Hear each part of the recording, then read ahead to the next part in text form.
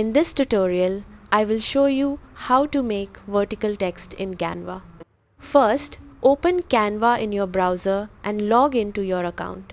Once you are on the home page, click Create a Design and choose Custom Size to start a new project.